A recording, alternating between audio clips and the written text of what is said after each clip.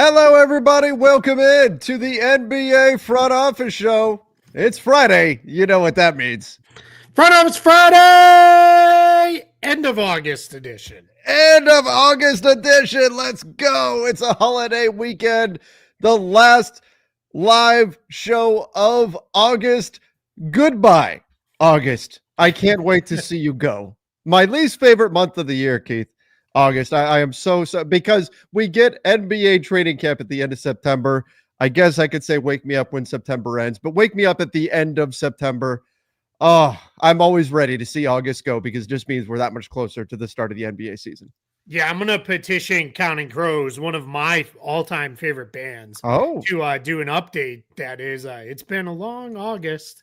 There's reason to believe it'll be better than the last. Like, let's go, get August out of here. We're almost done. Moving on.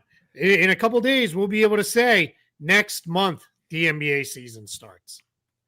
that's right. That's right. Yep. Almost there. Long.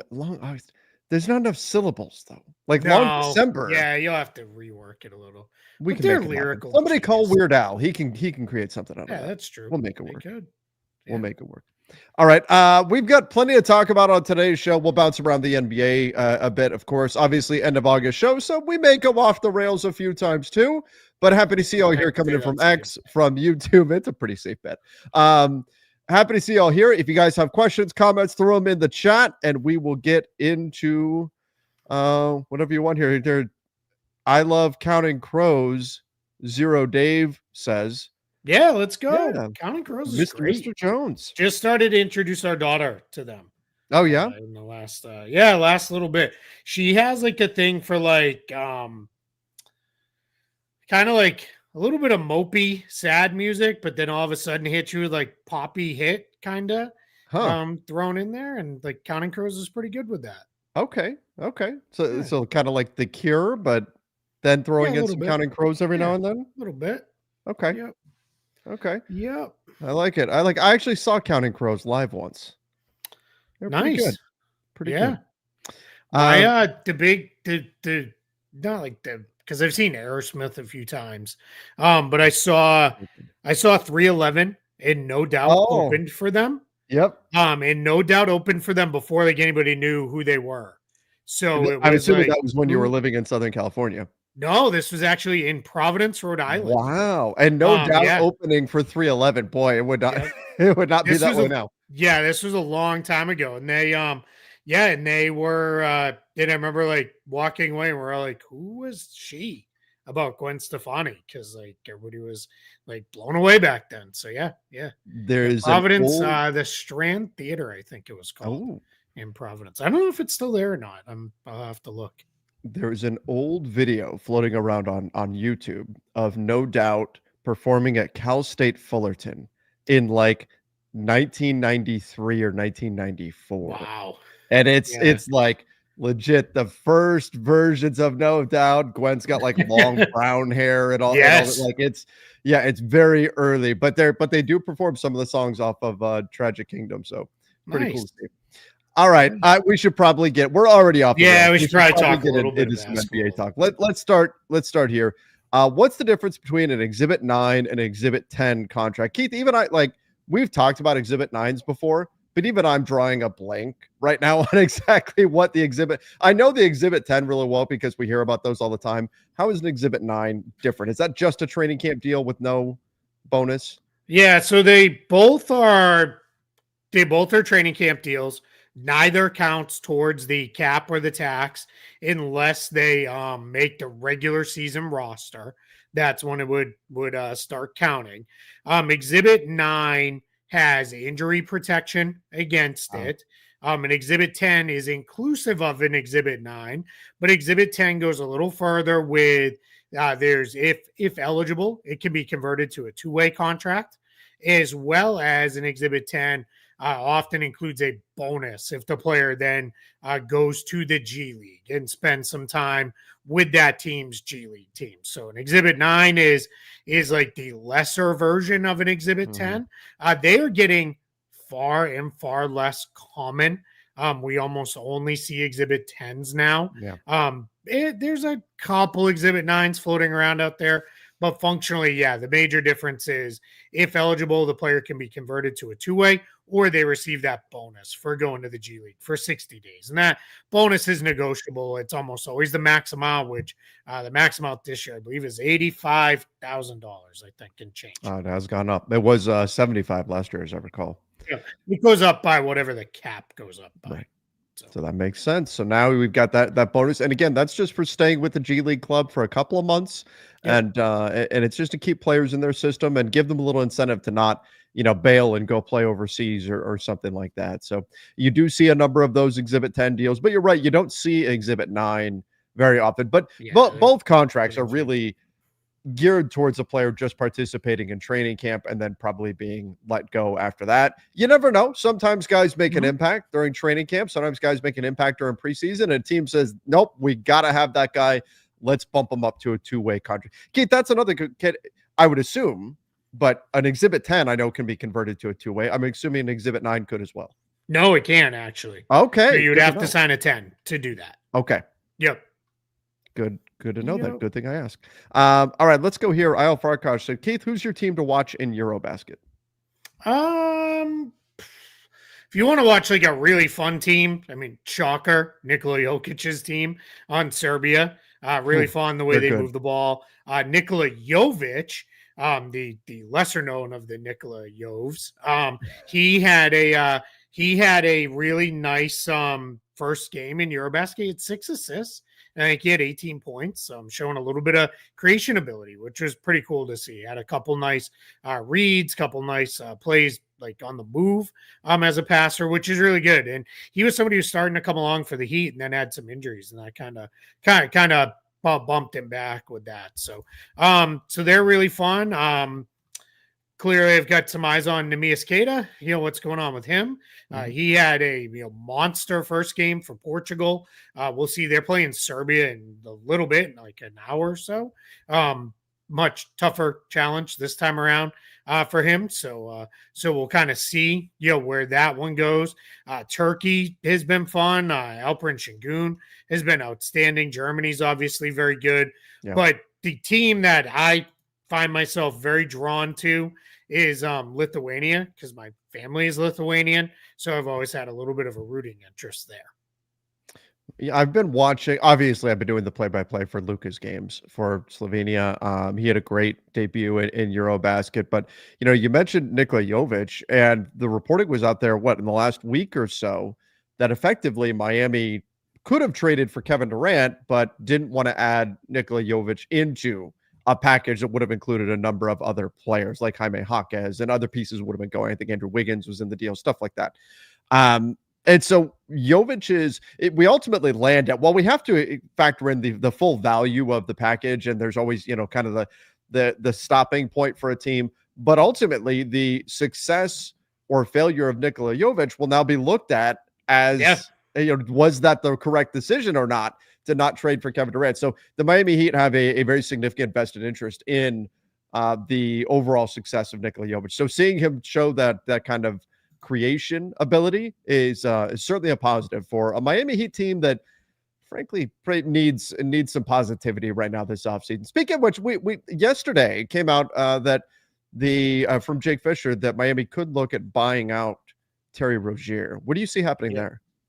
Yeah, I mean, that would be done, obviously, with the idea being let's create even more wiggle room under the luxury tax. They got out from under the tax by trading Haywood Highsmith, but that would be the idea there. Would be Rozier's not really a part of this, so let's get him moving and we'll go there. So we'll see. I think that would probably be more of a buyout than a waive and stretch. Today is the last day to waive and stretch salary for the 25-26 season. So if a guy is waived after today, their full salary for this year will be on the books. You can always stretch future money, but you would not be able to stretch this year. So that's kind of why I think that's been a little bit of a topic here in the last couple of days. Yeah. But there was reporting out of Miami that the Heat are basically saying, we're not really looking to waive and stretch anybody. And I think you have their cap sheet up for those watching live on YouTube. there's not a lot of money on the books here for Miami after this season. Like, it's another year for Tyler Hero, a few years for Bam Adebayo, 1 year for Davion Mitchell on what's essentially an MLE. We'll see where Andrew Wiggins does with this player option, and then it's all rookie scale guys. So their cap sheet's actually in pretty good shape here a year from now. So I think that's why they want to avoid putting money on the books if they can. Yeah, and that's where Miami could certainly pivot here with this roster. Boy, the Terry Rozier trade has not worked out for them at all. They gave up a future first in order to, it was, I think, Kyle Lowry and a future first in order to get him. And yeah, I mean, you've got, I believe that first is still with the Hornets, if I'm remembering correctly. Because that was that one that had that weird like lottery protection, and if Miami had given up, it would have rolled over to be an unprotected, and it got real messy. So so you are correct. So the Hornets are going to be keeping a close eye on what Miami does this year. I think it's like top 8 protected this year, maybe top 9, something like that. Let's look. No, let's see. Let's get it. Well, it's August. We have time to look it up. We have time to look it up. No one's pressing anything. It's I mean, let's be honest. Everybody's just running the clock out anyway before the long weekend starts for a lot of people. That's all right. So this year, Miami just has it because remember they gave up the pick to Oklahoma City last year. Mm-hmm. Then it's lottery protected in 2027. Otherwise, it goes to Charlotte in 2028. Okay, so that was the issue, right? If they had not conveyed it this year, it would have rolled to an unprotected 2026 Thunder pick. Then it would have rolled to Charlotte unprotected in 2028 because they obviously would not have been able to give the 2027. Right. Okay. Well, there you go. That Terry Rozier trade certainly not working out. And now they've got Miami. We'll keep an eye on that 2027 first round pick. All right. Let's get into some of your other questions, your comments here. Hey, Trev, as a Southern California, did you ever get into the surf and skate scene? And Keith, while you lived in Southern California, did you ever go surfing? So I would say a little bit. Like, I had friends who were big into surfing. In fact, my dad got big into surfing for a little while. I had friends who were really big into skateboarding, and I would go cruise around with them a little bit, but it wasn't like that was my pastime. That was what I was really doing. Definitely got into like the beach culture and all that stuff, especially when I was playing volleyball in high school. We would go train down at the beach all the time. But my thing was always growing up was always soccer and basketball as well. So I was always spending my time out on the field or in the gym on the court rather than out at the beach. So I would say I was surf and skate scene adjacent more than anything else. Yeah, I did go once when we were living in Southern Cal. I could not fully complete getting up on the board. But it was still fun. Really cold though, like really cold. That Humboldt current comes up, and the Pacific Ocean is not. Yeah.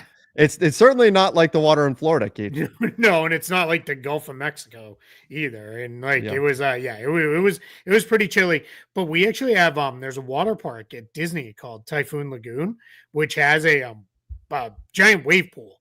And they actually, I don't know if they still do, so don't anybody, if they can't find it, get angry.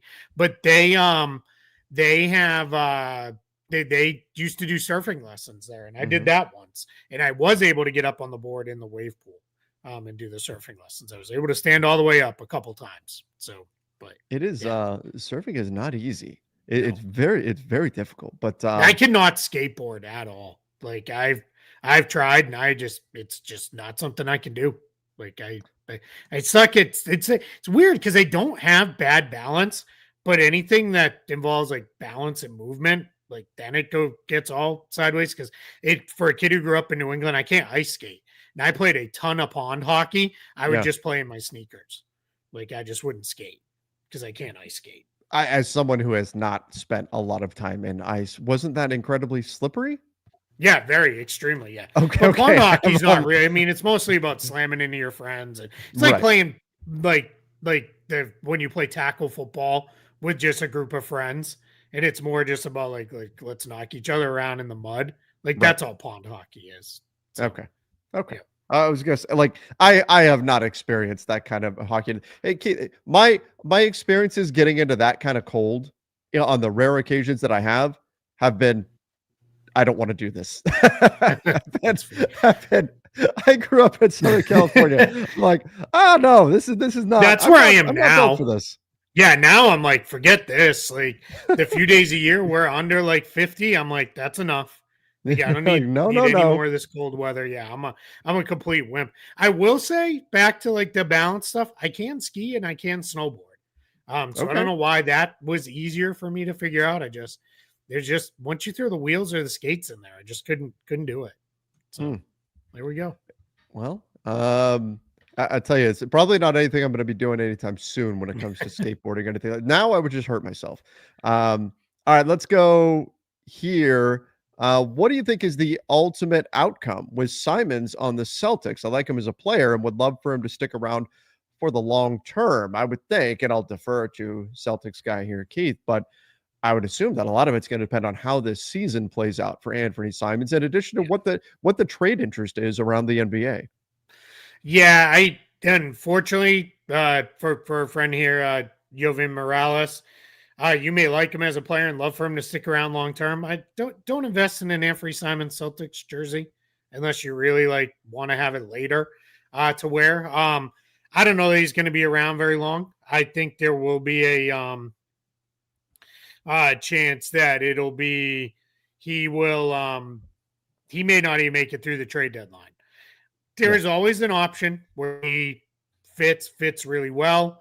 They do well and he sticks around. I think it's just more likely they flip him in another deal that brings back a little less money, maybe brings back somebody who makes a little less but has a couple more years under contract that they like when they're trying to build back up a year or so from now with Tatum and Brown and White and rebuild the team around those guys. So, I mean, I like Anthony Simons too, and I think he's going to actually help them because the reality is with Tatum, Porzingis, and Holiday out, that's like 60-ish points you need to replace.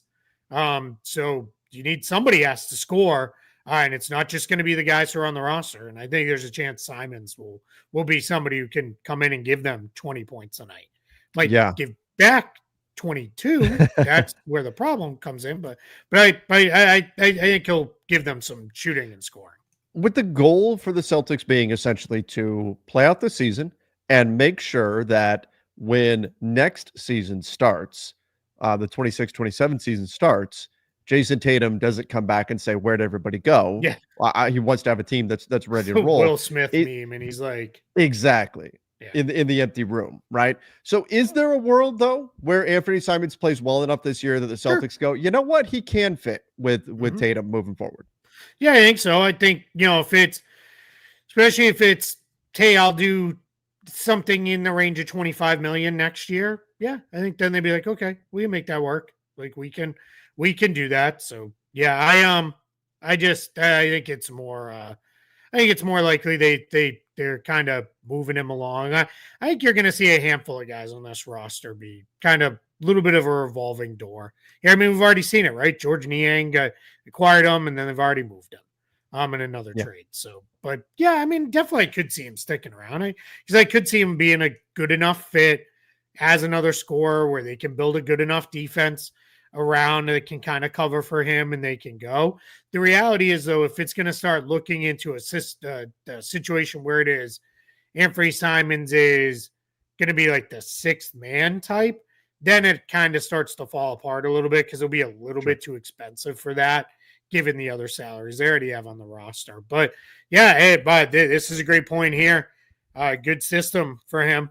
Yeah, I mean, I think, if people were upset with the number of 3-pointers they shot the last couple of seasons, like, you better get ready because every guy on this roster is just going to be letting it fly, including even Keita, who's taken threes over the course of the summertime so far. So I'm not saying Keita's going to start jacking from the outside, but hey, if he starts taking the open ones, like, yeah, they're going to take a ton of threes. I think they're also going to play very fast this year. I think the whole goal is going to be let's get it up and down the floor because they just don't have the personnel necessary to lock in and play defensive battles that way. They're going to have to score points to win games. From a fantasy basketball perspective, like, it wouldn't shock me at all if Anthony Simons sets a career high in points per game this season. Yeah, I mean, he's already been up over 20 before, so Right. So I'm saying he can get there. Like there's yeah, like you said, there's 60 points that have to be yeah, replaced. yeah. I could see him get there. I'm not saying it's a lock, but I could see it. He's Sure. gonna let the threes fly. All right, let's go here. If a player waives a trade kicker in a trade, is that only for that trade, or is he waiving it permanently? Kind of like how we talk about the no trade clause that Bradley Beal had. Would it be that would have transferred? Even if he waived it for the Suns and they traded him to whatever team X, then he would still have that no trade clause. It would still exist. So how does it work on trade kickers? Yeah, once it's gone, it's gone. So whether it's used or waived, like we saw Anthony Davis famously waived most of his trade kicker to go to the Lakers. But the trade bonus only applies to the next trade that the player is traded on. It won't. And once that trade is completed, it's gone. Like then they don't have anything. They don't have it anymore. It's You're out. not going to But get that unlike payout if you get traded multiple times over and correct, over yeah, again. Like, remember yeah. that summer that Luke Ridnour was on? He was Yes. on something ridiculous, like 7 teams or Yeah. something over the summer. Because teams kept stacking his salary to get Yeah. other guys. Yeah. Yep. So in this case, it's like, yeah, now different with a no trade.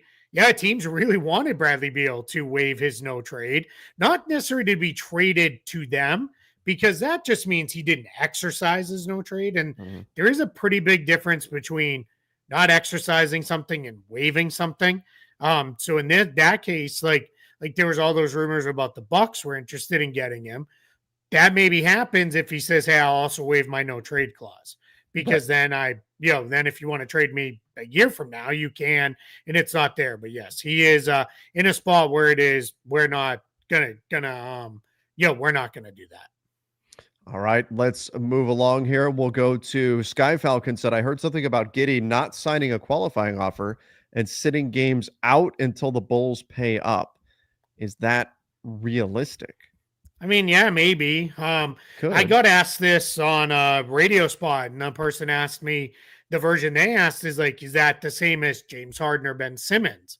And it's not, because in this case, he's not under any kind of contract. Right. So he wouldn't be, those guys were getting in trouble or on the verge of it for denying service. Like they were not providing the services they're being paid to provide. In this case, Josh Giddey would just still be a restricted free agent and still just be sitting there on the bench or on the sideline, I guess, not even on the bench. And he's not under contract at all. So he could, in theory, I mean, he could just say, I don't want to be a basketball player anymore and go do something. Like he's not under contract right now.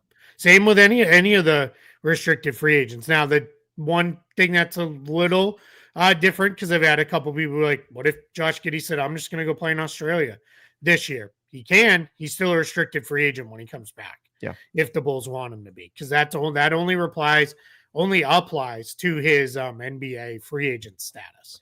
Otherwise, you would see players threaten that in order to get away from their free agent. Like we've seen players in the draft historically, like who was like Danny Manning or somebody like that threatened to go play overseas or something. I don't remember exactly how the Steve Francis situation played out with the Grizzlies and the Rockets and all of that. It was the back of the Vancouver Grizzlies, but players used to threaten every once in a while to go play overseas. Brian Shaw did that back in the day with the Celtics. He actually went and played in Italy after they drafted him because they couldn't come. That was before there was rookie scales, and he wanted more money than what they wanted to give him, and there were all these other issues. But yeah, it's just not. Now they've kind of changed it where like you don't really benefit if you do those things. Like you benefit in that you get paid for a year, but you're not. It's just different. Right. All right, let's go here. What's a good extension number for Dyson Daniels, all NBA first team nickname? Dyson Daniels, the great barrier thief himself. 4 years, $100 million is fair. I think he might get more than that if we factor in the new cap reality around the NBA. I think the Hawks would be pretty excited if they can get him for 4 years at $25 million per average annual value. Yeah, that's what I actually pegged when I did my rookie scale extensions. Was 400 projection was 125 was what I went to. So the annual value is the same. Yeah, he could maybe get a little bit more. The challenge for the Hawks is, and I have a piece coming out, it'll be out later today, about Trae Young's next contract and all the options that him and the Hawks have. And spoiler, I have like a kind of fun twist in there that I think could be a compromise if Atlanta doesn't want to just be like, here's a max deal in terms of years and dollars. But you'll have to read it to see what that is. But with Daniels, they've got him. Kristaps Porzingis is on an expiring deal. He's extension eligible. So they've got some stuff to figure out. So they may want to try to keep it a little to the lower side if they can. I think he's a guy too. Might be smart for them. They did this with Jalen Johnson. They went flat with his. Maybe go flat. Do actually, if let's say we're like, hey, we're good with $25 million a year is the value. Just go $25 million a year. Then you have the room and the ability to figure that out early, and that just gives you a little bit of benefit later down the line. But yeah, I mean, wouldn't shock me if this one gets to 30 or if nothing gets done and he becomes a restricted free agent next summer. What do you think is more pressing, getting the deal done with Dyson Daniels or getting a deal done with Trae Young? Trae Young, because, well, one, I mean, I guess I shouldn't even really hesitated. Trae Young could be an unrestricted free agent in the summer, and there will be teams with cap space that would probably love to have him. So you could be all of a sudden in a spot where, you mess around too much. Trae Young could just walk away and leave. Daniels, you have control by making him restricted. So my hesitation was Trae Young does have another year under contract, and if you don't extend Daniels by the start of the season, you can't extend him at all this year. Young, if he this is all in the article I wrote, but if he declined his player option, they could do it that way. So yeah, but it's definitely Trae Young for me. Okay. Yeah, I mean, I think I agree, but two question marks right now on the Atlanta, at least contractually on Atlanta's roster. Porzingis too. I think that's a pretty big one. Yeah. What they do with him. I wonder how much of that though is when's the deadline to extend Porzingis? Does he have all season? He's all the way to the 30th because he's on an expiring deal. Because if I'm the Hawks, if I can do that, I want to get him on the floor and just see how all the pieces fit and then go from there. And that's reportedly, I think Brian Windhorst has talked about this and others. I think Mark Stein, Jake Fisher. The Hawks want to see what they look like. Like, what does Trae Young look like with this much improved roster around him? Trae Young he was really, really good. Has always been really, really good. Last year was his worst shooting and scoring season since his rookie year. He actually averaged the fewest points since his rookie year, and he shot the worst he's ever shot since his rookie year. But he's on 7 years. Each year he's been in the league, his assists per game have gone up. And last year, I'm not going to suggest he was a good defender, but he actually put in a real effort defensively. So for my money, this guy's the best playmaker in the league as far as setting guys up. And then you factor in the scoring and the deep scoring. I'm not going to buy all of a sudden Trae Young's a bad shooter or anything. I think he's fine. He'll bounce back volume wise and inefficiency wise. He's deadly from deep. Yeah, I was just going to say, I don't buy that he's a 34% 3-point shooter, but look, Keith, what happens he goes every other year. Up and down. Yeah. He goes up, down, a little bit up, of Eric up, Bledsoe in there. So that means that this coming season, we're going to get 38% from three, Trae Young. Yep. That's coming. Yep. And he probably 12 assists per game or so. I don't know. We're starting to get real close to maxing out. Getting over 12. 11.6. I looked this up to write the article. That he is that's the 23rd highest assist per game in NBA history in a single season. So that's you're getting up there into you're up there into the Stockton Magic levels once you start pushing 12 and above.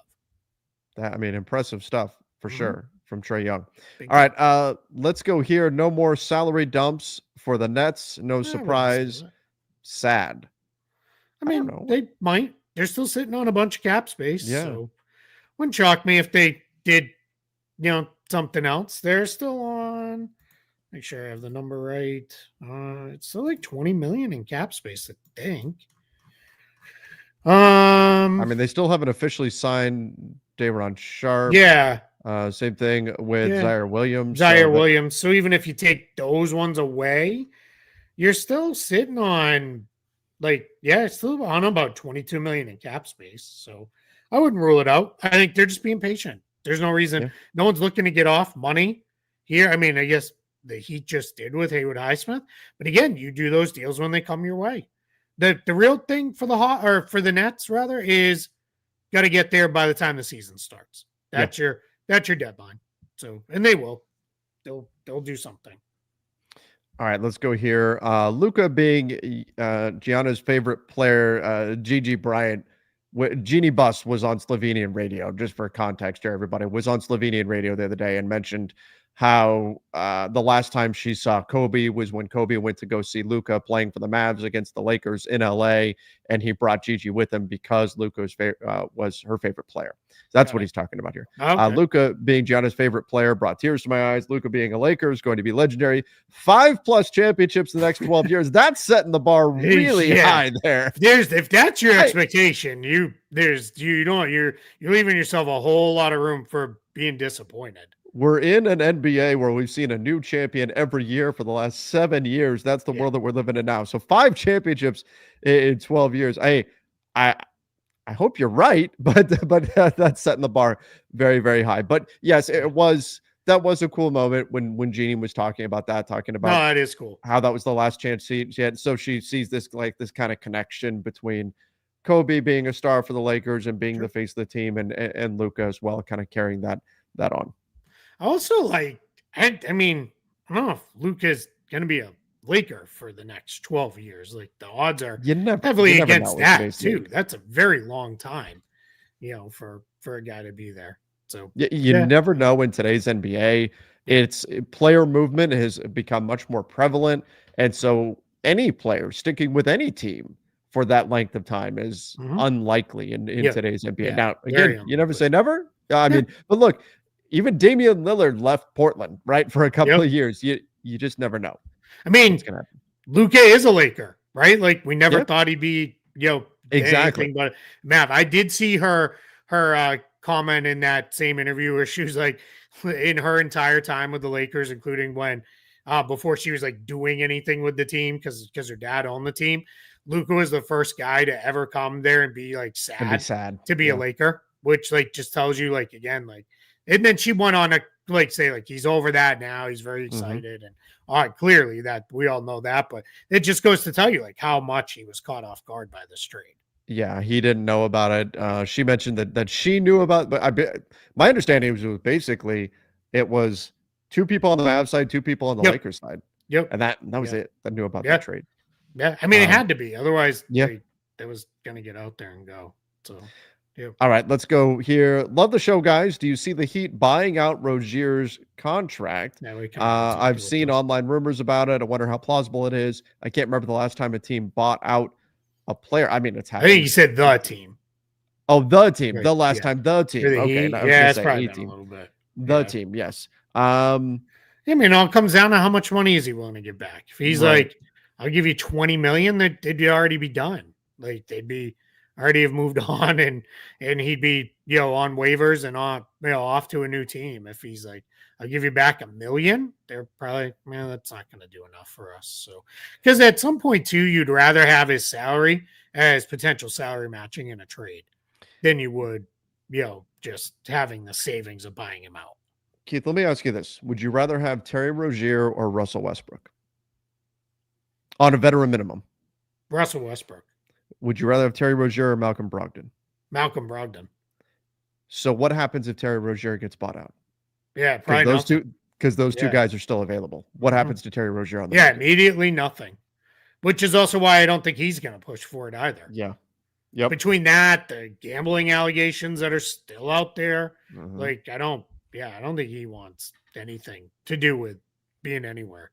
Which is why I'm not going to give you back a whole bunch of money. That's the thing. If you're Terry Rozier and you're looking at a buyout, there's a chance you're sitting out there for a while. I don't think it's a guarantee, especially with the gambling stuff. I don't think it's a guarantee he's back in the league in the near future, because there's guys that are better than him that are out there on the market still available, and a lot of teams have already filled up their roster spots. So it would be I hate to use the word, but it would be a gamble for Terry Rozier to accept the buyout right now, because there wouldn't be any guarantee that his NBA career would continue. Yep, completely agree. All right, everybody. Last few thoughts. Anything else you guys want to get into? Do we not? I thought we had a couple more. Do we not? Did I go through? No, I went through them. I got through the ones that we had flagged here. Zipped right through. Well, somebody's in here trying to convince the Celtics to take Austin Reeves for Derek White. Like the Celtics aren't going to do that. No, he's too good. If only because they would need to pay him. Like, and he's going to get paid more than what they're paying Derek White. And that's part of it too. Like when we're looking at, trade value for Austin Reeves, there's a number of like Austin has said to me specifically that he wants to be a Laker for life. That certainty is not going to be there. Let's say he gets traded to pick any team, right? He gets traded to the Knicks, right? That, Austin had the opportunity to get drafted when he was a rookie. And he said no because he wanted to be a Laker. He wanted to get to the Lakers. He grew up idolizing Kobe. Like, another team is not going to have that. Like, if Austin hits free agency, and when he hits free agency, his like default setting will be to stay with the Lakers. Another team may not have that invested value in him, may not have that desire to stay there. So they would have to factor that in. Whatever team would be trading for him would have to factor in, could he actually leave in free agency in a year? Whereas with the Lakers, I think as long as the money is right, the chance of him leaving in free agency is diminished because of that kind of investment he's already made in the team. Yeah, absolutely. Yeah. I forgot to mention when we were talking EuroLeague. Yeah, Mamu had a Mamukalishvili for Georgia, who had a huge win over Spain. Spain is not what they have been. They're in like a rebuild here, if you will, on the national team level. They've had a lot of guys age out in the last couple years, and now they're rebuilding. But yeah, Georgia between Mamu and Goga Batadze, big win over Spain. And then the other big upset was Poland over Slovenia. Jordan Lloyd, Slovenia could do nothing with him off the dribble. He was great. Luka was awesome.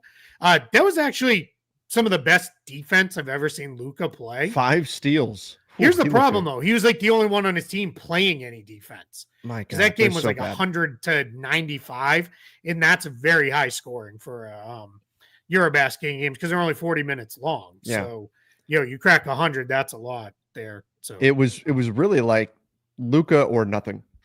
Nobody else could do much. Yeah, anything. They don't have a very good team this year.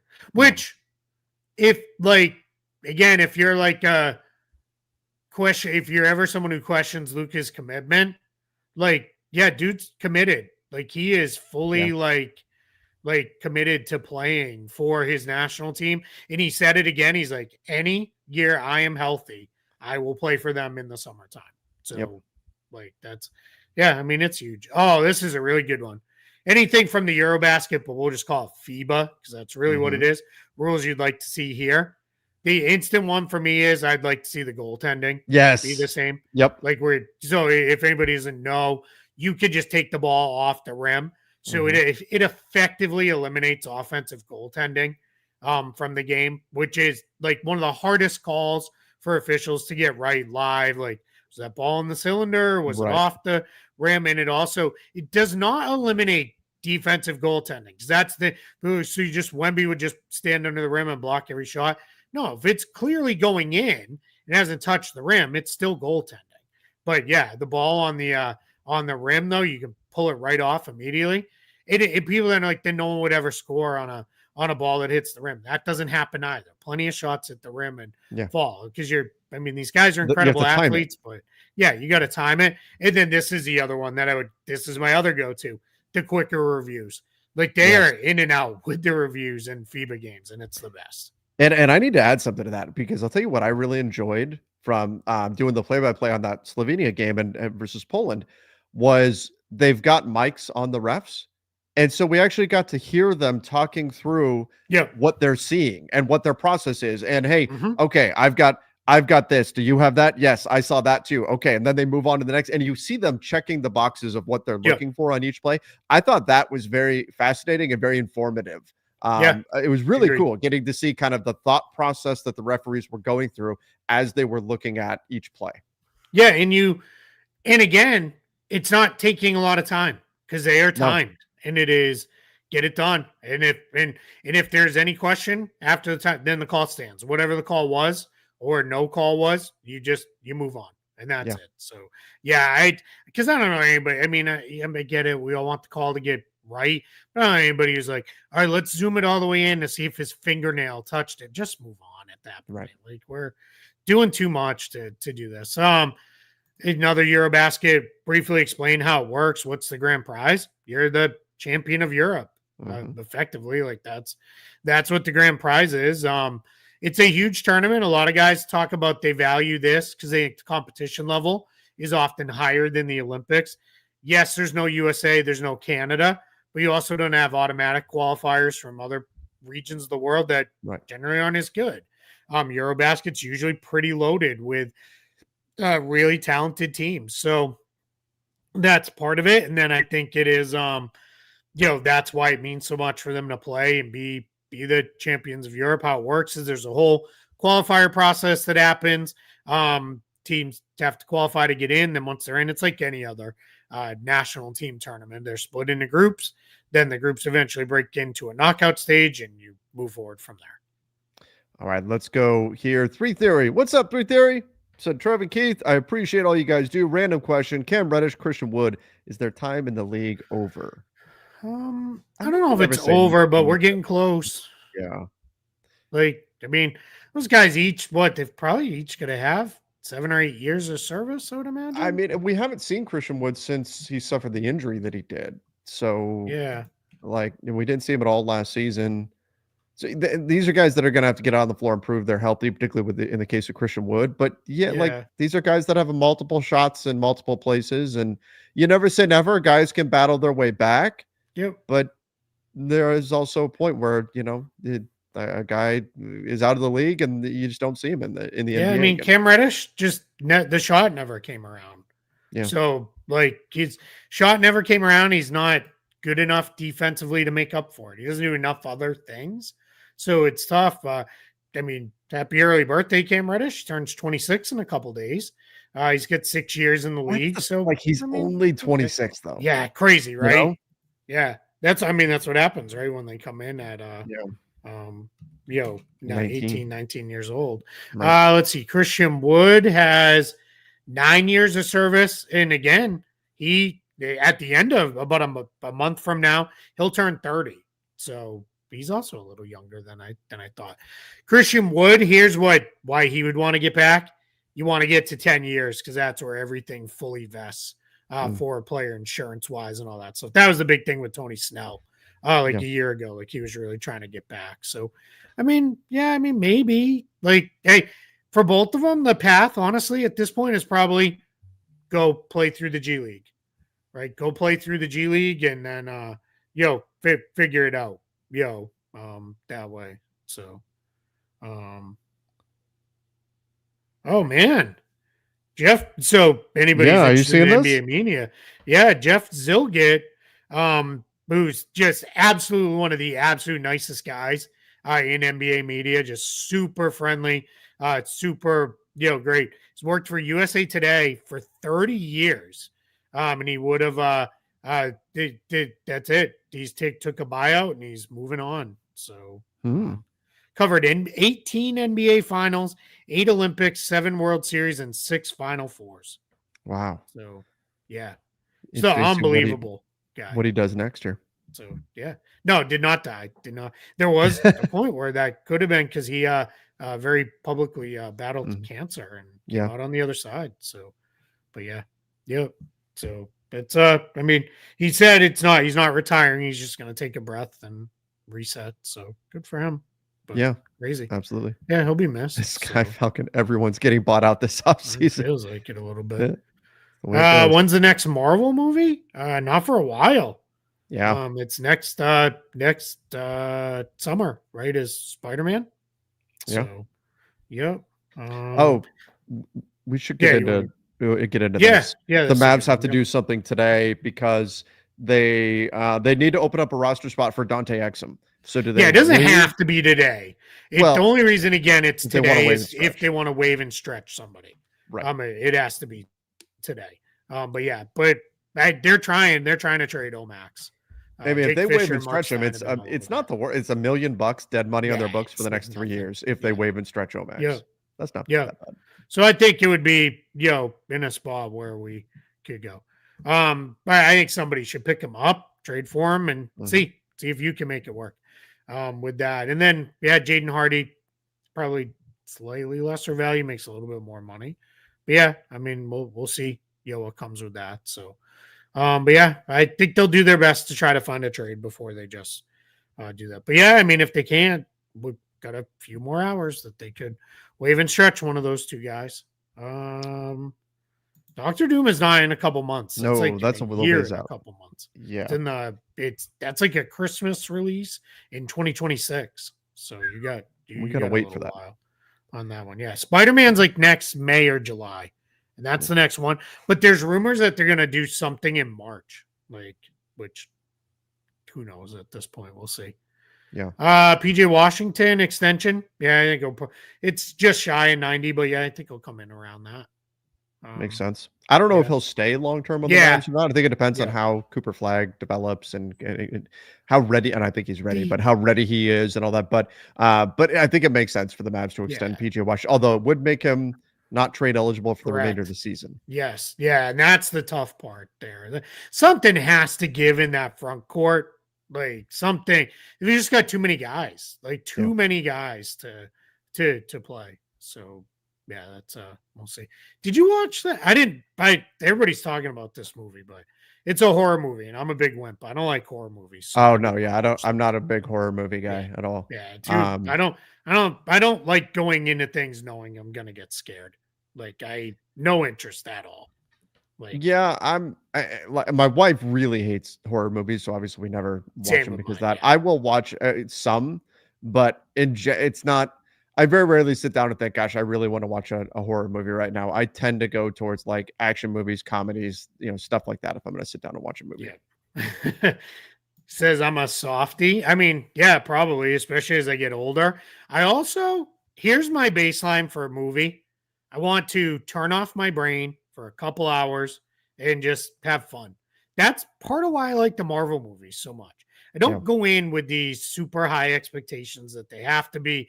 I don't want to come out of it like thinking a lot. Don't make me think, damn it. Yeah, like have big fights, blow stuff up, and let's I don't really have a whole lot of interest in that. So, but yeah, I guess the last movie that I watched that would be I don't even know if you classify it as a horror movie or not, but Sinners.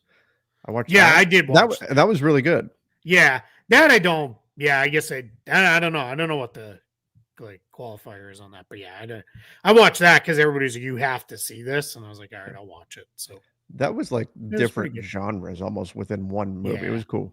Yeah, that was. If anybody's looking for it, I think it was a good movie. I really enjoyed that one. Yeah, I did too. Quite a bit. Yeah, there's nothing.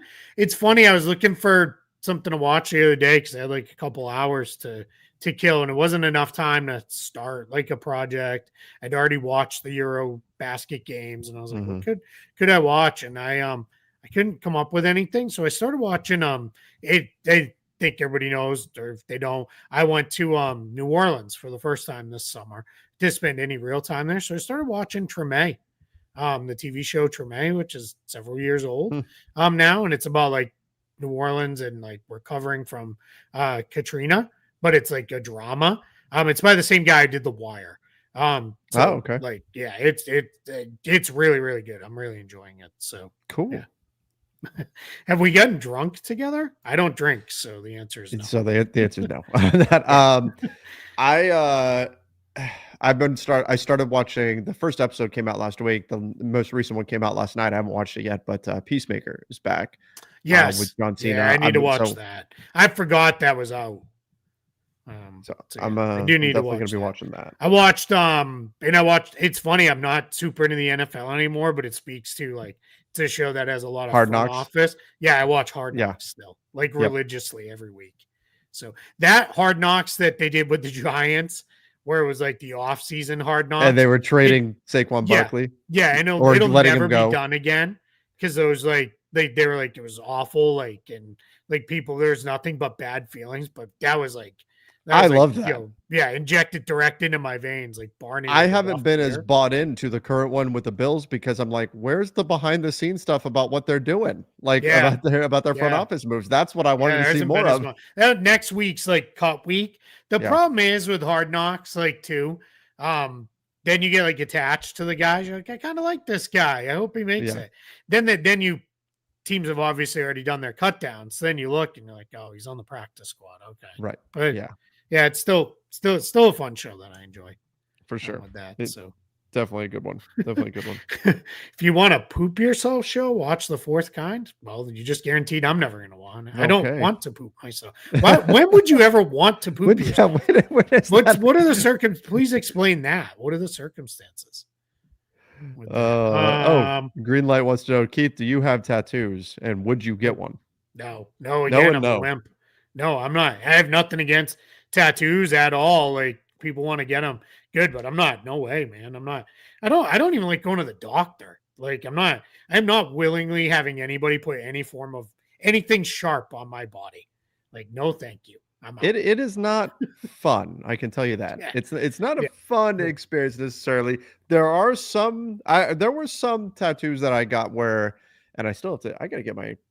I've got way too much open space here. I got to get that filled in. Right on your elbow. Yeah, no, but I there were some spots where I'm like, you don't even feel it. There's no pain, right? It doesn't feel bad at all. It's just, there's other spots where you're like, oh my God, is this over yet? Like it starts to get to you. Celtics logo forehead tattoo? Absolutely. Ooh, head tattoos. That would hurt. Yeah, no, that's it. Yeah, it just sounds like a whole. There's like nothing up there on the forehead. That's why it bleeds so much. Oh, make him out on that. This is a good one. If there's an NBA Hard Knocks, which team would you want it to follow for season 1? The Sacramento Kings. Yeah, maybe. Yes, please. I just want to see what are they talking explain about? Yourselves. Like this is such a cop-out answer, but I would want it to be a team that has like a bunch of real decisions to make. Yeah. Like that's like just because I would want to see the inside on that. So, yeah. So, I mean, preaching to the choir here, the Lakers after this season would be really interesting. Like, I would want, I don't want Hard Knocks training camp NBA. Not enough interesting stuff happens there. Yeah. Do you remember NBA TV used to show training camp practices? Yep. In day one, I watched that thing like it was like it'd be on all day. TV, and it was like I remember once I literally watched, and my wife came in and she's like, "These guys were doing stretching an hour ago, and they're still stretching, and you're still watching this." And I was like, "Yes, I am." 100%. So, yeah, but it would have to be somebody who's really interesting for that. It'd be way cooler to see that around the draft or around the trade deadline.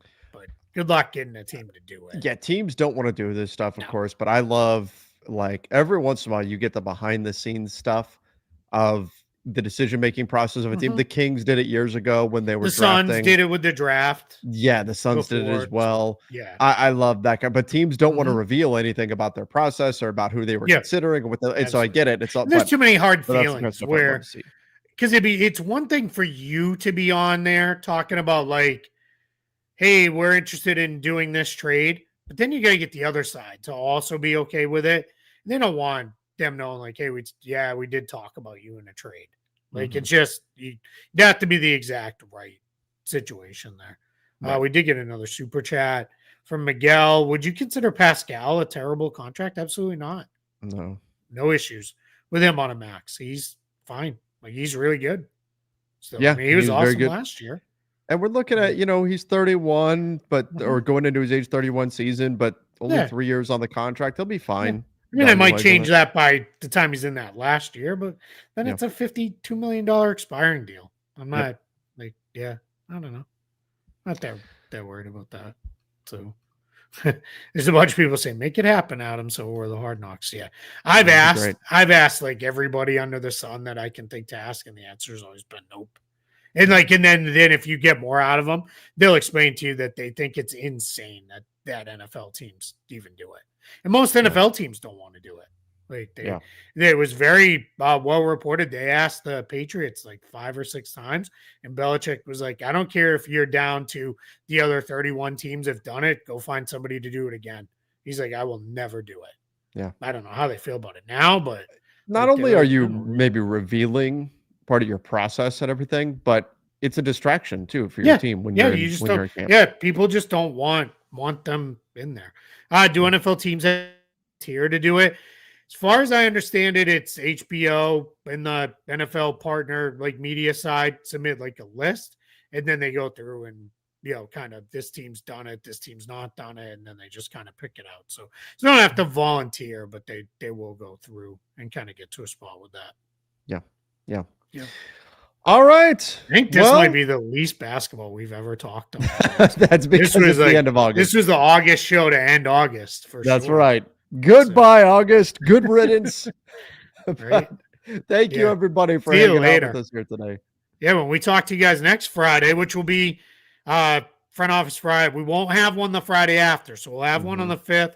We'll have one on the 12th. You'll be traveling. I have a minor medical procedure I have to get done on the 12th. So we won't have one now. I'll do a live show sometime that week. We'll figure that out. But it's so next time though, we'll be able to say NBA season back next month. We'll be able to say training camp starts this month. Yep. That's exciting. That's exciting. Can't wait. All right, everybody. Thank you for joining. Till next time. See ya and stay safe. All right.